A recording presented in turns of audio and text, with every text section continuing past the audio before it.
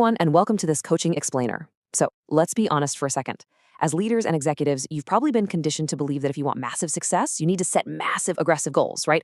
But what if I told you that relying on huge goals and sheer willpower is, well, actually kind of the amateur approach to self-improvement? Today, we're completely dismantling the way you view success. Instead of chasing these fleeting milestones, we're going to build your ultimate personal operating system.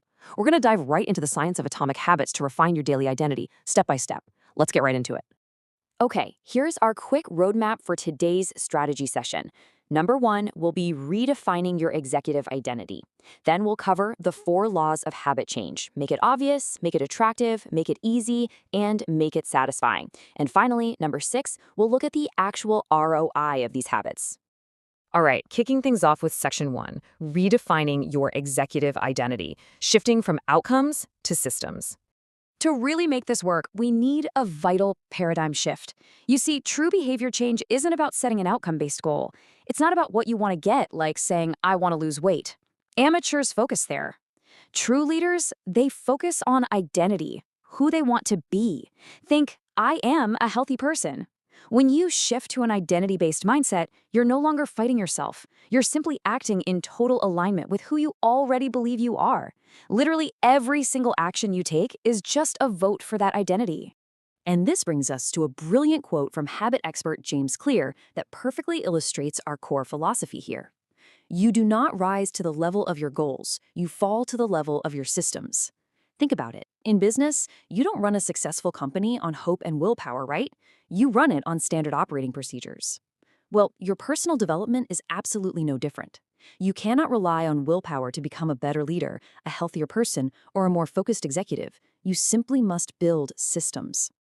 Moving right along to section 2, Law 1, make it obvious. We're looking at the core framework and environmental design. Every single habit in your life, whether it's good or bad, follows this exact 4-step neurological loop. First, there's a cue. That's what triggers your brain. That cue creates a craving, which is your motivation to act. Then comes the response, the actual habit itself. And finally, the reward, which satisfies that initial craving. Now, these 4 steps happen automatically, thousands of times a day without you even realizing it. So, to build good habits, we have to hack this loop. And the absolute best place to start is by making the cues for our good habits incredibly, unignorably obvious. A super effective operational tool to make your cues obvious without adding any extra cognitive load is called habit stacking. It's basically anchoring. Your brain already has these deeply ingrained established neural pathways for the things you do every single day on autopilot. Habit stacking just allows you to piggyback a new, desired behavior right on top of an old, reliable one. So the formula for this is almost too simple. After my current habit, I will do my new habit. For example, as an executive, you probably want to be more grounded, right? Your stack could be, after I pour my morning cup of coffee, I will immediately meditate for 60 seconds. The coffee is the obvious, completely unavoidable cue that guarantees the new habit gets triggered. And you do it before you even think about checking those emails. Okay, section 3, law 2, make it attractive. This is all about cultivating cravings and temptation bundling. If you want a habit to stick long-term, you really have to leverage your brain's dopamine spikes. You can actually engineer your environment to make these habits super appealing. So here are a few rapid-fire tactics for you. First, look at your social environment. Surround yourself with a culture where your desired behavior is just the normal everyday behavior. Second, try a mindset reframe. Stop saying, I have to exercise, and start saying, I get to build a strong body. See what happens there?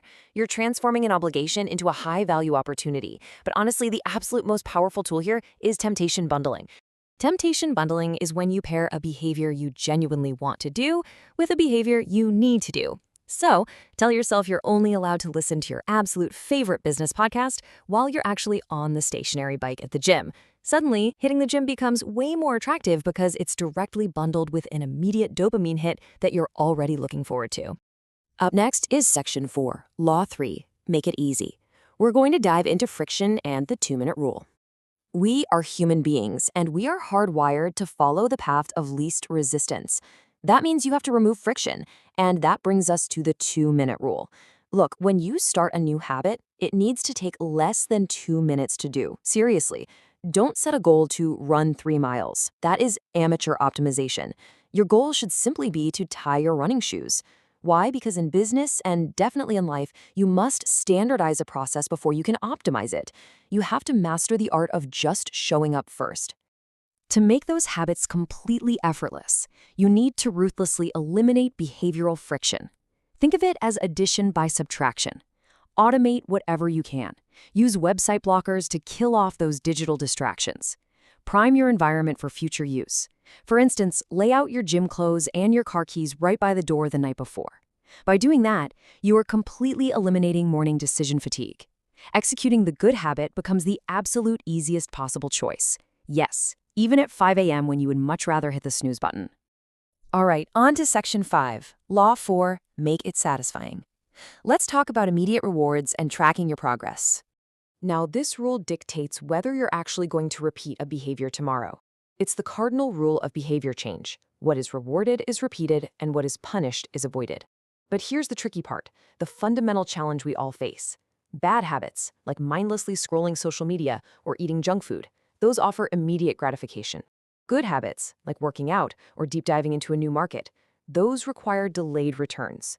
So to make the good habits stick, we actually have to manufacture some immediate satisfaction. So how do we manufacture that satisfaction? Visual proof is huge. Use a habit tracker. There's something weirdly satisfying about just checking off a box. You could also create a private loyalty program. Think about putting $5 in a jar every time you skip your afternoon coffee run and use it to fund a nice dinner. But above all, you need to adopt this critical executive mandate. Never miss twice. Look, missing a habit once, that's just life. It's an accident. But missing it twice, that is exactly how a new bad habit starts. Protect your streak at all costs. And our final section today, Section 6, the ROI of habits. The compounding effect of small actions. Let's pull back and look at the big picture here, because the math is absolutely staggering. Habits are literally the compound interest of self-improvement.